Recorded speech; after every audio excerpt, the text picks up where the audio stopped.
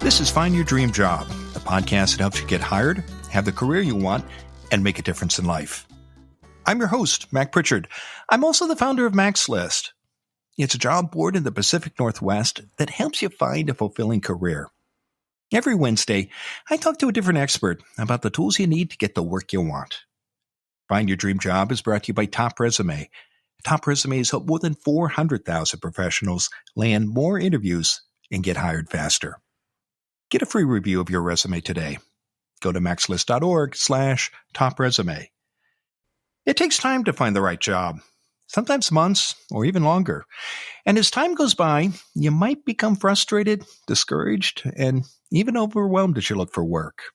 Harsha Boralessa is here to talk about how to manage failure in your job search. He's the founder and the host of the Reframe and Reset Your Career podcast. Previously, Harsha worked for more than 15 years in investment banking, management, and accounting. He joins us from the City of London. Well, let's jump right into it, Harsha. Let's start with definitions. What do you mean when you talk about job search failures? Yeah, I think that's a great question, Mac. Essentially, if you are not getting the interviews that you want, or you're getting the interviews and unfortunately you're not getting the offers. So it's a combination of things. So really, it's where you are trying out there, you're putting out your applications and you're just not getting any success in your job search. Do you make a distinction, Harsha, between rejection, which you're going to get? You're going to hear no. It's looking for work is like sales. But do you make a distinction between rejection and failure here, or are they very similar? I think in a way it's sort of part of the process that I think you know that you are going to get some rejection in your job search, whether it's not hearing back from the company or if you go for an interview and it doesn't go well. So I think in a way it's sort of interchangeable, but I think it's very much about not worrying too much about the result and just keeping going. I think that's the key thing that I see when speaking to my guests and people in the market. How often, Harsha, in your experience, can candidates expect these kinds of failures to happen in a typical job search? I think it's a regular thing, and I wouldn't give any numbers because obviously it sort of varies from candidate to candidate. It could be that you're very lucky and in your first 10 applications, things go really well. But it could be that you have to do 50 or 100 or 150. So I think the key thing is not to worry so much about how it's going in terms of numbers, but I think it's important to be persistent and just think about the process. Are you putting your best foot forward? Are you making sure that for every application you've actually tailored it for the specific application, and also try and learn and see if there are any bits of feedback that you can get, and try and maybe get somebody to review what you're doing. Because if you're experiencing constant rejection and or not getting success, that it could be something that you're doing which somebody else could pick up. What mistakes do you see candidates make when they react to these kinds of job search failures that you've described? I think the key thing, Mac, is I think it's about your mindset. And I think when you do experience adversity, whether it's not hearing back or you failing in an interview or being rejected, it's to get down on yourself, get very negative. And I think it's really important to think about your mindset. And I know it's difficult, but it is important to maintain a positive mindset and just keep going. And it's one of these cliches, and I think it's all about the process and not so much about the result. So if you keep sticking to a process and have that mindset where you're not so worried about the result, I think that's the important thing. Well, let's talk about mindset, Harsha, because I know that's one of your tips for how to manage failure during a job search. Tell us about mindset. What do you mean by that? Yeah, and I think this sort of goes back to Carol Dweck, who started this topic, growth mindset. She wrote that book on mindset, and I think it's very much about trying to think, not be attached to the result, and really thinking, okay, so say if you lose your job or you're experiencing difficulties in your job search, it's not don't be attached to that the failure or the rejection. It's really to try and think, okay, what's happened has happened. Don't be attached to that, and also I think get your head straight, because a lot of my guests have talked about how when they lose their job or they get laid off, it's very easy to get very down on yourself. And I think it's really important to try and be have try to grieve and not be look, losing a job, it is a very traumatic impact. So as a number of my guests have said, take time for yourself, take time to grieve, but then try and look forward and don't get attached to the result. Really try and focus on the process of connecting with people, sending out applications, that sort of thing. So take time to grieve. Don't get attached to an unfavorable result, and go out and start connecting with others. What other advice have you heard from people you've interviewed on your show about how paying attention to mindset can make a difference when you're dealing with your own job search failures? Yeah, and I think it's really important to try and think, look forward and try and think about the potential opportunities that are ahead of you, and rather than looking back and regretting, because I think it's a tendency for all of us as humans to look back on the opportunities that went away, but not think about the opportunities going forward. So I think it's really important not to, just get down on yourself if things aren't going well. And a number of my guests have talked about how it's important to try and keep looking forward, keep being positive, because it's very easy if you do get into this negative frame of mind for that to come across to potential employers, to interviewers, and people can really pick that up quite easily. So it's very important to look after yourself, may be positive, because that really does come across in a job interview. And if you're coming across in a negative way, unfortunately, people think, well, do I really want to be hiring that person or working with them? And it is unfair, but unfortunately people are very busy as interviewers. So they sometimes come to these snap judgments. What about resiliency, Harsha? What have you seen work well for people who want to cultivate resiliency? And how can that help you when you're managing a job search failure? Oh, I think this is so key, and it's really about that persistence. And I think really with job search, sometimes there are no silver bullets, and it really is about being persistent and managing failure. And a number of my guests, especially from a sporting background, have talked about how it's really important to almost become comfortable with things not going well, but not being overawed by it. Take some time to grieve a little bit, be unhappy, but then get straight back to, if you do get rejected, make sure you keep sending out the applications, keep following up with people, and keep going, interacting with as many people as possible. Well, let's pause and take a break, Harsha. Stay with us. When we come back, Harsha Boralessa will continue to share his advice on how to manage failure in your job search. A great resume can increase your odds of success in a job search. Is your resume as good as it could be? Go to maxlist.org/top resume. The experts at Top Resume will review your resume for free. Go to maxlist.org/top resume. Find out how you can make your resume better right away, or hire Top Resume to do it for you. Go to maxlist.org/top resume. Now let's get back to the show.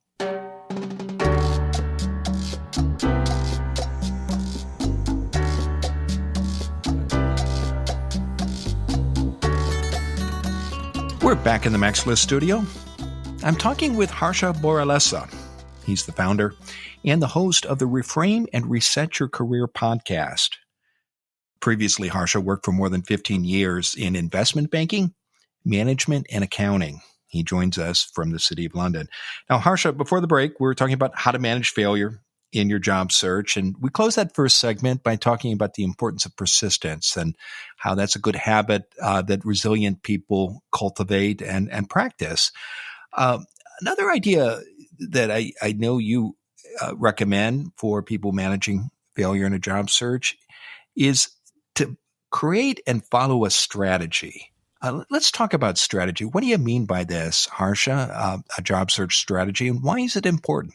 Yeah, because I think when you're actually in the job search, sometimes you do get caught up in the whole emotion of it, whether you get the callbacks for interviews or whether you're successful with an application. But I think if you take it back one step and say to yourself, okay, what are the steps you have to go through? It's about, finding the job, sending the application, hopefully getting the interview, and then the follow up. So I think if you can try and compartmentalize these things and almost set up a spreadsheet where you put down, okay, I've reached out to this person. Have they come back to me? Have I got an interview? What is the follow up? And I think having that visualization of the whole process on a spreadsheet, it just breaks it down and makes it much more manageable. And I think it just makes the whole process much easier. And then you can sometimes see the wins that you're having, that people are coming back to you. They are linking with you on LinkedIn. You are getting the interviews. So I think it helps you to reframe your whole mindset and visualize the whole process in a way. So the steps you described are important. And I like the idea of tracking your progress and seeing the things that you're doing every day in your job search. But what about the strategy behind it, Harsha? Tell us more about that. How important, for example, is it to have goals for the job you want, or perhaps the employers that you're most interested in? Yeah, I think goals are very important because otherwise it's a very sort of random process that you're taking. So say if you are looking for jobs in the accounting field, you would start off with the big four accounting firms, then you would look at the next tier below that. So I think it is very important to be specific and intentional, because then you understand what the end goal is. You also understand how you create your narrative, and create or adapt your story to those firms, because clearly they are looking for a particular type of candidate. And so you need to look at your experience and try and marshal it and adapt it in a particular way so that you are as compelling and appealing a candidate as possible. What happens to a job search that has lots of activity, say sending out a certain number of applications every day, but no strategy behind it, no goal for a position or list of target companies? What's been your experience when you see someone do all the activity but not have a strategy? Yeah, I think that's a great point, because sometimes people mistake activity for actually progress. And I think what is really important is to step back and think really, to use your time effectively, and not just try and go for a scattergun approach, because I think people think if they're busy, that's actually effective. And actually what is much more important is to really be targeted, and then you use your time wisely, because you could end up spending 10 hours a day just sending out random applications. But actually, is that achieving anything? But if you're more targeted, say 2 to 3 hours a day can actually get you through pretty much what you need to. And then you actually have time to do other things, which are things like maybe creating content or networking or other things which can help build your brand and your profile, which might be as equally important for your job search. Can having a strategy with clear goals help reduce the number of failures that might happen during your job search? Yeah, no, totally. Because then you're not applying for jobs which aren't appropriate for you, or you are not applying for things which just are outside your skill set. So I think really be targeted and really think, okay, what is it that I want to do? who are the firms that I want to try and get in contact with. And then when you're on, say, on networking sites like LinkedIn, you can try and see who are the people that work for those companies, what is their profile, what is their skill set, how do I match up to that? Because look, filling out an application does take an enormous amount of time if you do it properly. So what you need to do is really be specific and say, okay, I've got this amount of time. These are the companies that I'm going to go for. How can I make myself as marketable and employable for those companies as possible? You've talked a number of times in this segment about networking, and I know it is something you encourage people to do in order to manage job search failure. Tell us about the outreach you have in mind. When you talk about networking during a job search, what have you found to be most effective, Harsha? Well, so many of the guests on my podcast have come up with this common idea of reach out to your network because they are the people who know you best and they are your best advocates. So, say on LinkedIn, you've got your, first order connections. So if things, don't go well, and you lose your job, they're the people who you should start approaching and saying, look, can I have a quick coffee? Can I have a quick catch up? Can I talk to you about how things are going? But the interesting thing about your network is that it's not normally your first order connections who provide you with the jobs. It can be the second and third order people who have either intelligence about a new job opportunity or just because they're more removed from you, they know about opportunities which your first order don't know about. So it's really important to firstly make sure that people know what it is you're looking for, but not just reach out to your first order connections, but try and see, is there a way of connecting with those second and third order? Because I think that's where sometimes the jobs come from. And from my guests, they say that it is really important to do that. Talk more about how specific you need to be when you're reaching out to your network, not only your closest contacts, but those in your second or third degree connections on LinkedIn. Why do you need to be specific when you describe what you want? How can that help you uh, avoid failure in your job search when you're super specific about what you want?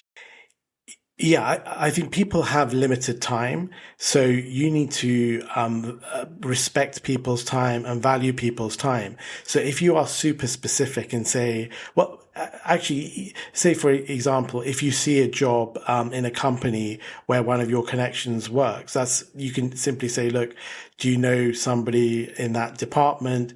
Is there any way I can maybe have some sort of chat, maybe on an informational type basis, clearly if it's appropriate, or does he have any intelligence? So that's, one, potentially, example of how you can use your network.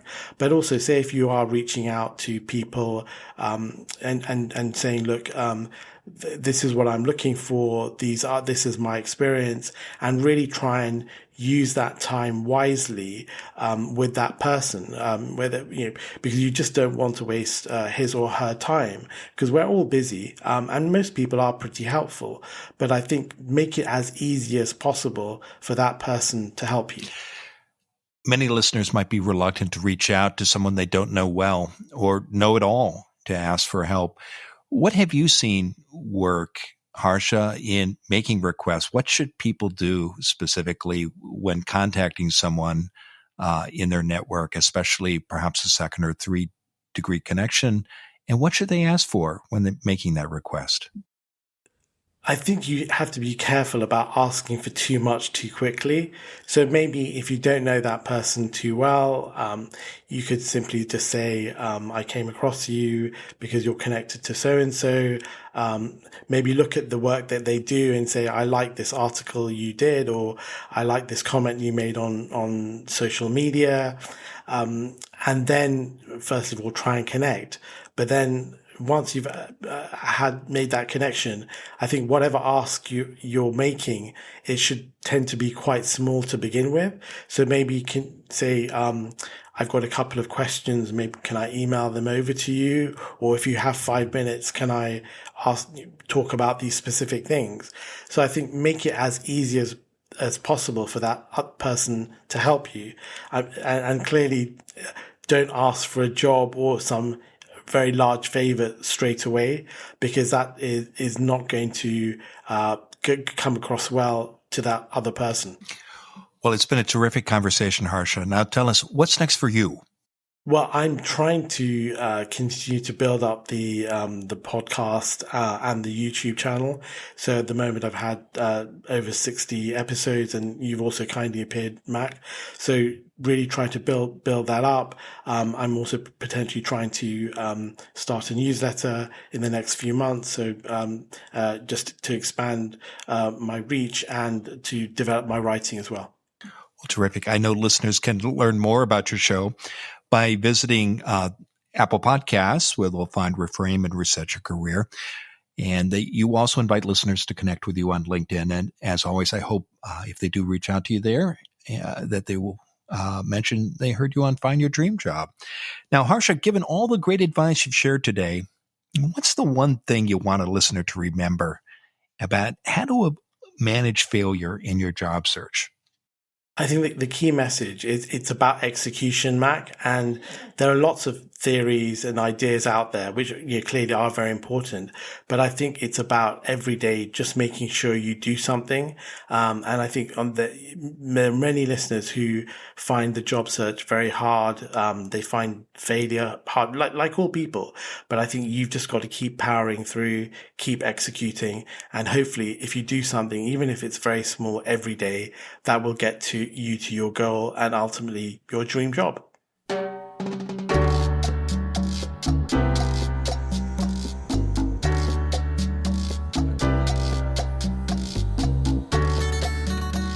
Make sure you never miss an episode of Find Your Dream Job.